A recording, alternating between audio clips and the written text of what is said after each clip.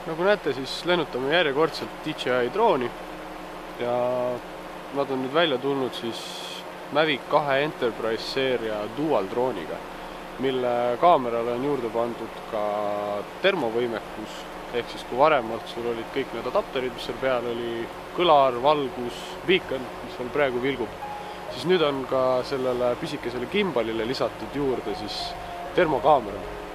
Paremalt me saime kasutada seda ainult Matrice 200 peal, aga nüüd on nad siis selle pannud väiksesse paketti.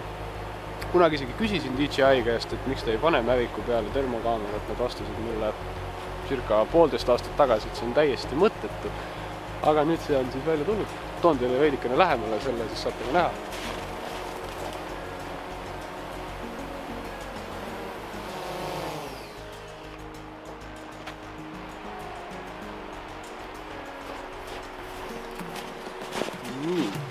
Mavic 2 Enterprise dual. Et meil oli ka varemalt olemas Mavic 2 Enterprise, aga sellel oli siis kaameraks optilise zoomiga tavaline päevakaamera. Aga sellele dualile on juurde lisatud siis, optiline zoom on ära võetud, seda kui paraku ei ole, aga juurde on lisatud FLIR-i termosensoriga termokaamera. Kaadrisagedus on tal 9 Hz, resolutsioon 640x512 ja peab ütlema, et see on lausa ime, et nii väiksesse formaati on suudetud pista termokaamera. Et varemalt pidi igasuguseid lahendusi leiutama, kus siin all on Bosoni mingisugune riig, mida ei olnud võib-olla kõige mugavam kasutada. Aga töö sai tehtud, kuid nüüd on siis täiesti integreeritud. See videosignaal levib üle tavalise selle Okusynki, ehk siis täitsa võimalik on kusagil paari kilomeetri kauguselt näha termopilti ja sellega otsida inimesi, inspektsioone teha, temperatuurimõõdistusi ja nii edasi ja nii edasi. Ja selleks me olemegi täna siia välja tulnud Keila joe äärde. Vaatame, mis sellega teha saab.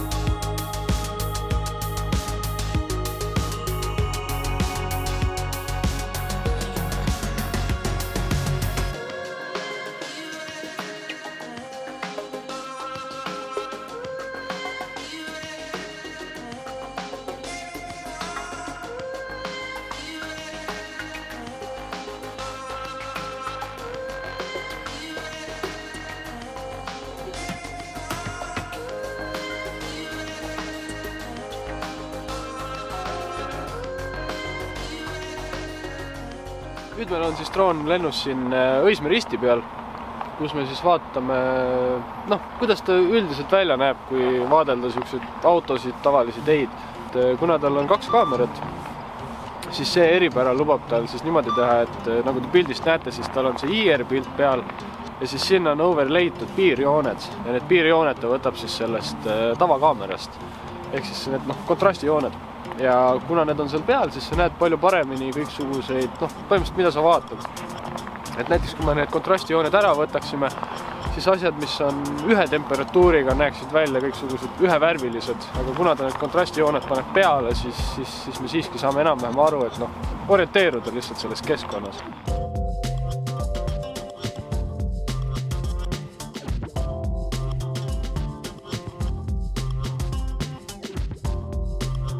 Kuna Tabasalu metsas olla põtra nähtud, siis vaatame, kas me suudame selle termokaameraga mõne põdra üles leida. Aga kui me seda põtra ei leia, siis me leidsime põdra suuruse inimese, kes siis läheb sinna metsa ringi jooksma ja siis eks me siis näe, kuidas selle kaameraga on inimest otsida. Nii et Nemo ehk siis droone tegevjuhataja läheb, jookseb sinna poole ja siis me lendame talle järgi.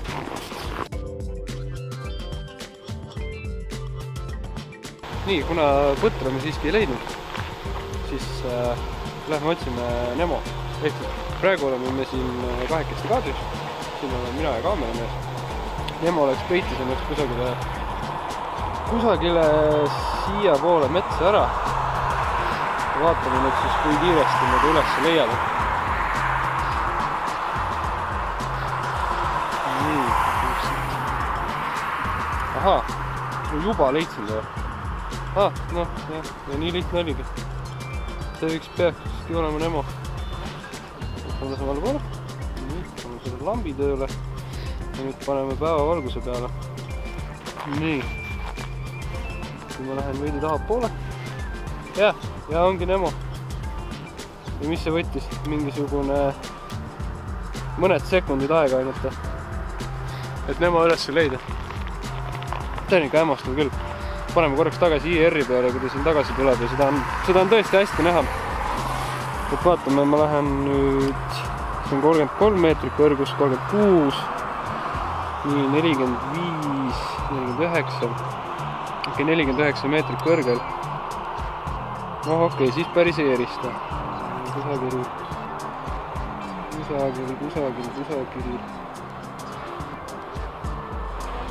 Jah, kusagil umbes nii kõrgel vast saaks aru. Jaa, nüüd juba saab aru, et siin midagi on.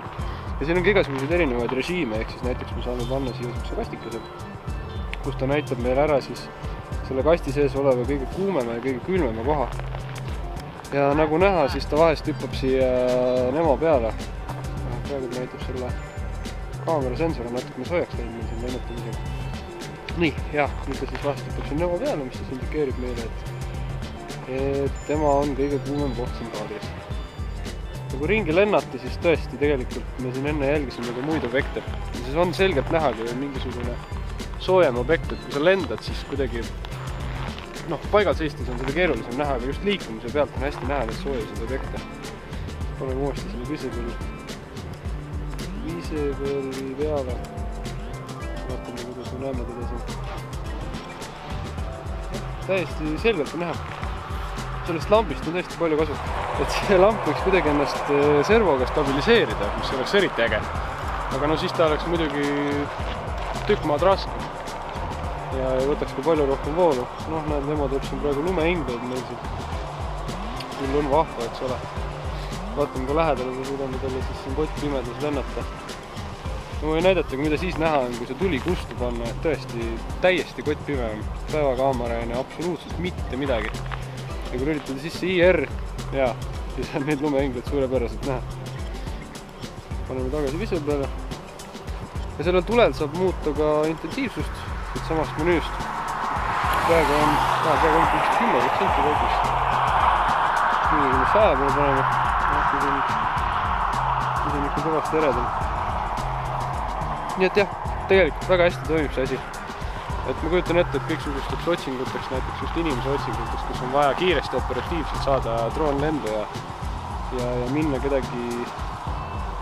kedagi leidma, siis see oleks üsnagi suurepärane vahend.